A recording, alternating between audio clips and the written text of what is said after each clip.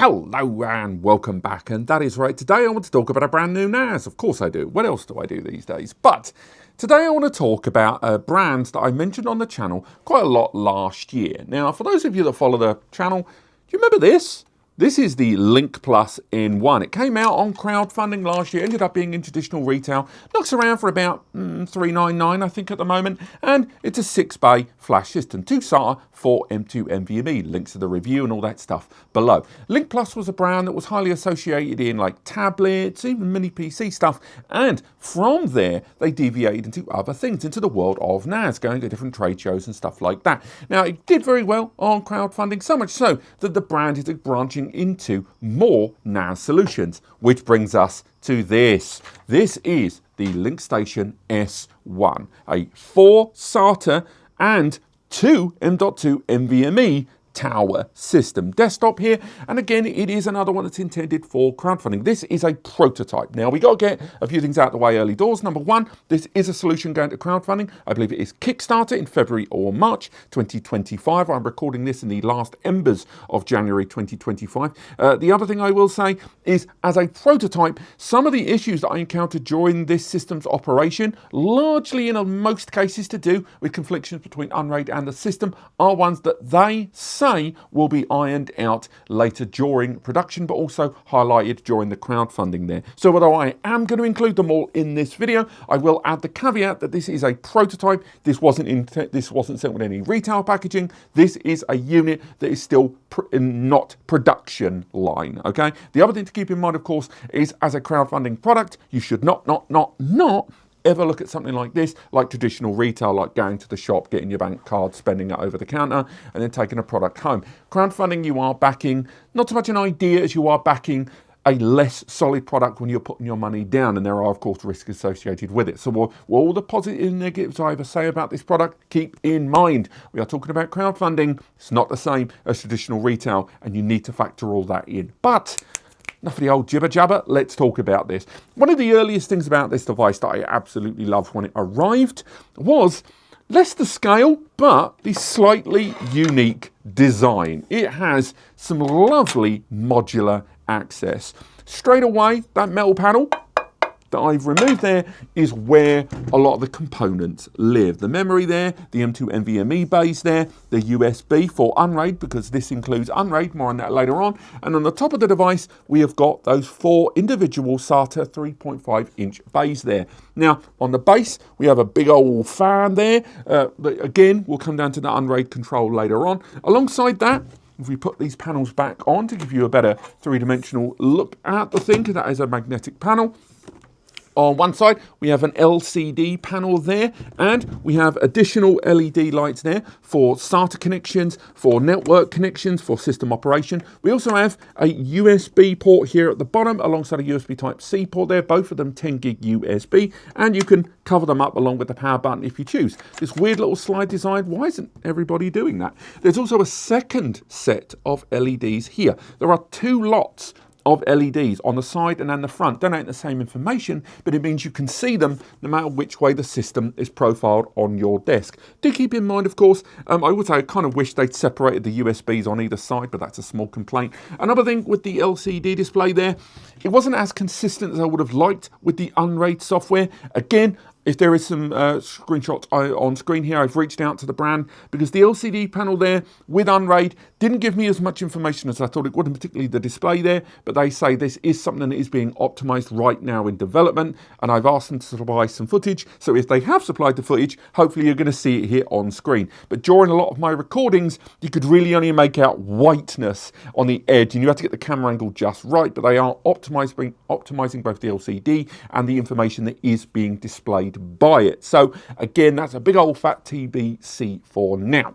Now, once again, big shout out to HIC Micro supplying the Mini V2, as we've seen in other videos, for the temperature sensoring on this. When we had the system in operation with the drives being accessed and the M2 NVMe's being accessed, temperatures on it were pretty darn good. The cooling in here with that fan there at the base drawing air all the way through it did a really good job. Alongside that, the panel where the M2 NVMe's that are located on the side is completely metal, and the M2 NVMe's have a little spring load there. You do not need any kind of screw screwdriver to install them inside there, and all you needed to do was use one of the apparently included thermal pads, I used my own, to immediately attach to the heatsink panel here. It did a really good job at heat dissipation, and a lot of the thermal imaging you're seeing here on screen hopefully indicates that. Alongside that, those M2 NVMe's, when we went in with Unraid and dug into the terminal, we could see that each of those M2 NVMe's are on Gen 3 ×1 speed there. Again, not a huge surprise for the CPU that's inside there, but each of them we did some read-write testing, and we saw 1.3 gigabytes per second write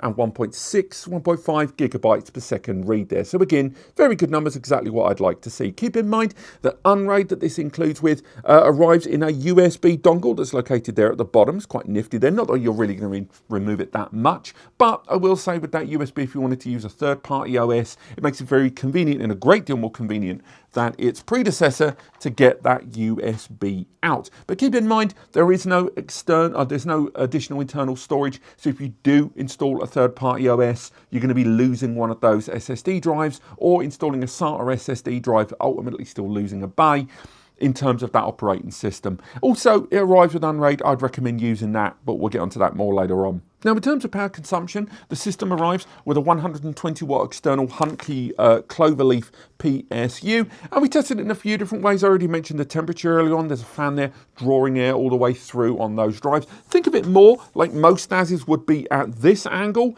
and a little word over there to LinkStation, maybe give an ability to have this mounted on one of its sides, maybe with some additional feet, because I do think there are users that are going to enjoy having that fan pushing air out the back horizontally with the drives facing front. I can definitely see a lot of users who still prefer that kind of profile. When you've got it stationed like this, it means that that fan is now fighting against the surface that it's on. Again, whether that is something they'll change after this prototype to allow it for horizontal profile deployment.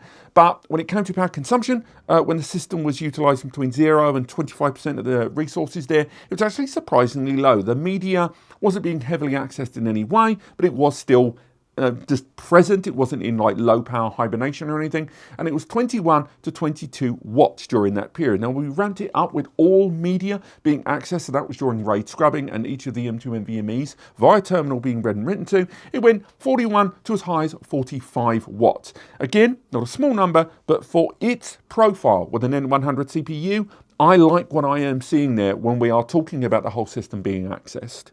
Likewise, when it came to when this system was during those higher operational periods, when the fan was being kicked in and the drives were being accessed and therefore the system was reacting, the noise level on this during those operations were, look at my notes, 44 to 47 dBA.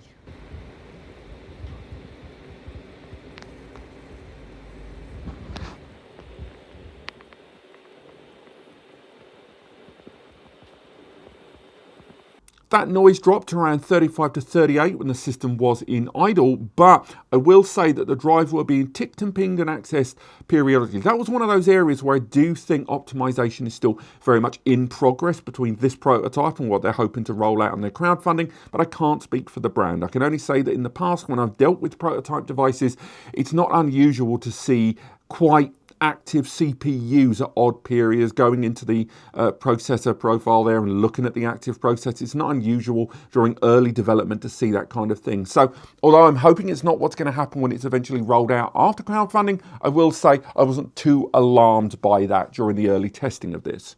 Next up, that CPU, the N97 and not the N100 that I've realised I've said at least twice in this video. Did you spot it?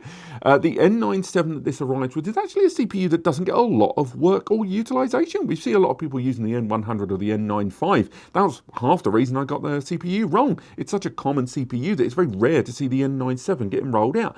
Now that processor is a 4-core, 4-thread processor there. On top of that, it's got 9 lanes of Gen 2, Gen 3 PCIe to play with. It's got between 1 and 3.6 gigahertz performance as needed, and it can boost up there with a 1.2 gigahertz integrated graphics when needed. It's a decent enough CPU, definitely in terms of power efficiency, and given that this system lacks 10 GBE, more on that later on, I will say that I'm quite happy with that. The one thing I will add is there's still not a huge number of lanes to play with. Now, it arrives with 8 gig of DDR5 SODIMM memory that you can upgrade via a single slot. That is non-ECC memory there. Not unusual at the 400 to 500 Nika price tag that this looks like it's going to be rolling out. Again, giant TBC. I'm sure there'll be some early deal Kickstarter stuff knocking around, who knows.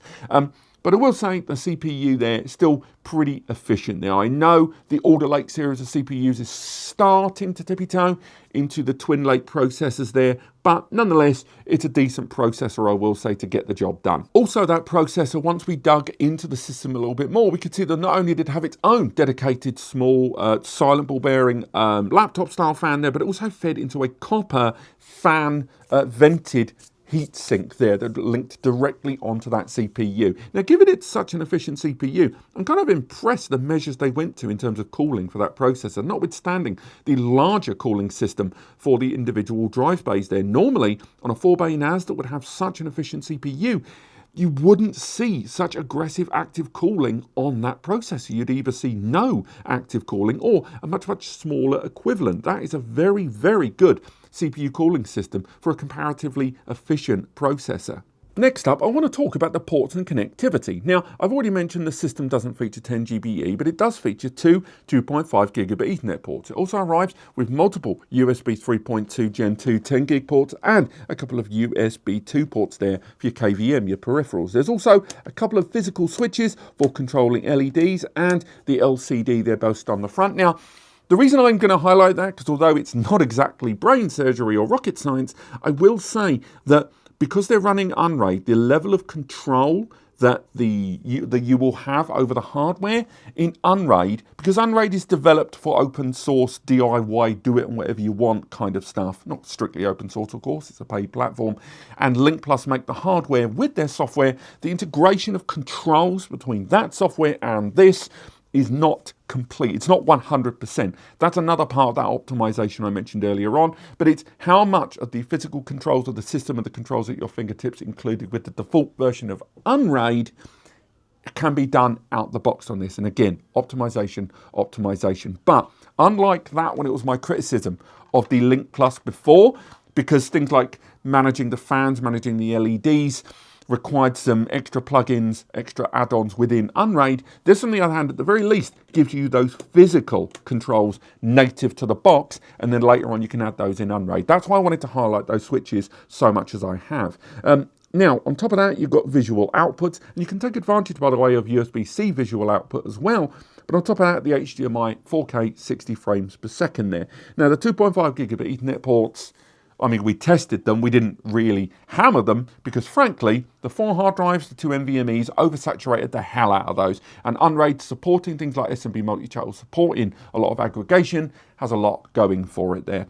Also, although it doesn't have 10 GBE and no means of a PCIe upgrade that I know will disappoint some users, I will say, do factor in that you can, via Unraid, take advantage of M.2 to PCIe upgrades, M.2 to 10GBE upgrades, M.2 to even Oculink upgrades. Now, returning to the subject of the software, I've got mostly good news. Again, we're talking about a prototype, we're talking about a device that at the time of recording hasn't even started crowdfunding, so I'm basing all on this on what the brand have told me, so maybe it's going to be subject to change. But the system rolls out with an Unraid starter license there, so that's an equivalent value of around $49.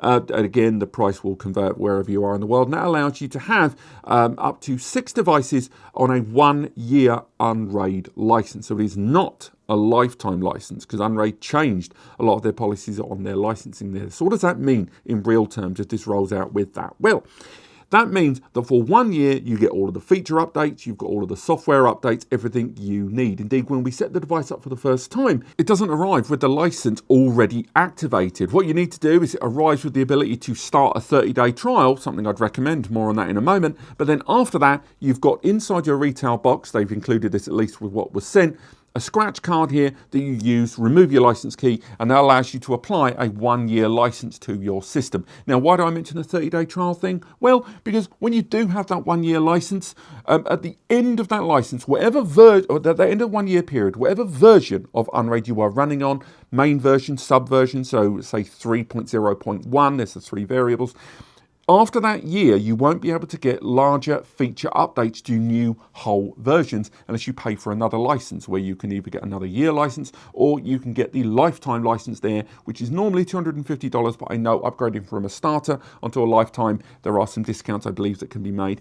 But at the end of that year, although you miss out on the feature updates, you will still get security updates for your version until Unraid denounce it as EOL, end of life. So, for example, if you were running Unraid 7.0.1 until they move over to 7.1 rather than 7.0 point whatever one you're on, you're going to be fine. And generally, Unraid doesn't make big jumps like that for several years in between. But when they do those big versions, you will only get security updates up until the 7.x, whatever one you are on. And generally, when it comes to two main revision updates, 7.1, 7.2, 7.3, when you are two behind that, Unraid tends to stop supporting two revisions back there. Ultimately, what I'm saying is it arrives with a 1-year license, which is good, and again, worth $50, and Unraid is a great platform there, and you will continue to get security updates for, I would say, at least 1 to 2 years afterwards, and with the option to upgrade, but I can't say it's a lifetime license. At the price point, if they nail this system at the 400 to 500 nicker,